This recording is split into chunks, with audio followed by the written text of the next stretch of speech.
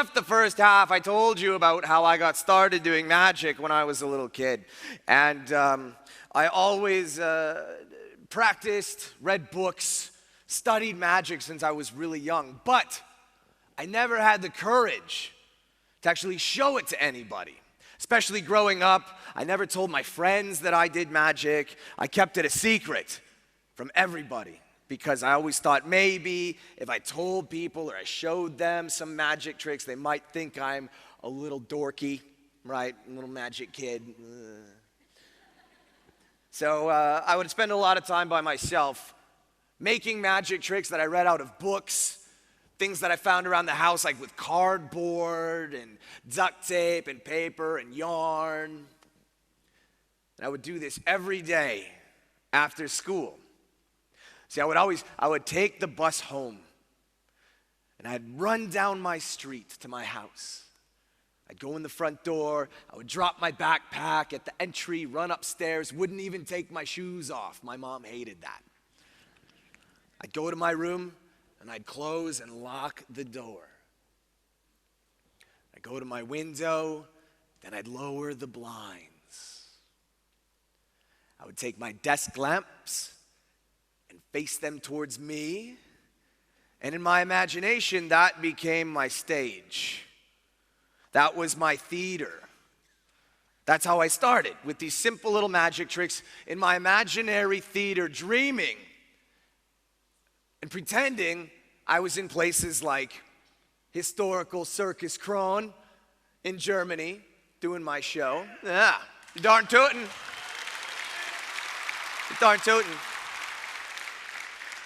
But I didn't have an audience, especially one ever as good as you guys. So what I would do is I would take my stuffed animals. I'd lay them on the ground, my little action figures. I'd sneak into my sister's room. I'd steal her dollies. Sometimes I'd steal other things. Then I'd lay them in front of me. That was my audience. On my imaginary stage, and I'd stand in front of them, and I'd, play with myself in front of them. No. Moment. Maybe that was a translation problem. I'm not like that. Not like that. I would use this. I had this sock. I would use the sock because this was my lovely assistant. You see, I didn't have a lovely assistant either. So I had to make my own, a lovely assistant. And then I would stand and perform my made-up little magic tricks with my assistant in front of my imaginary audience on my imaginary stage. I don't think this is translating well. Maybe I don't think this is working. So instead, I'm just going to show you, starting with Act 1. Act 1, The Amazing Dan Magic Show, with my little cardboard magic tricks and my lovely assistant, Pearl.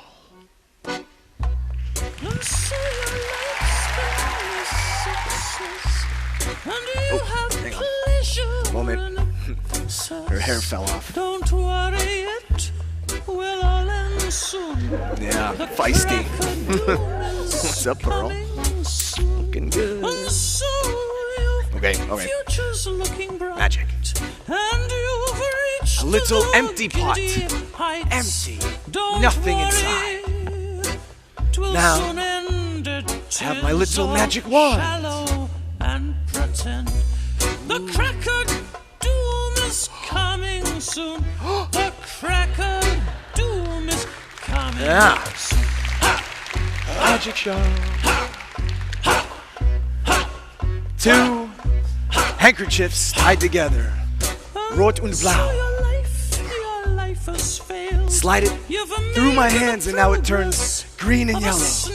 Magic show. I was a little kid. I was little. So I read more books, which now brings us to Act 2. Sawing a woman in half. The small and mighty, the the same. This life a shallow, facile game. Wherever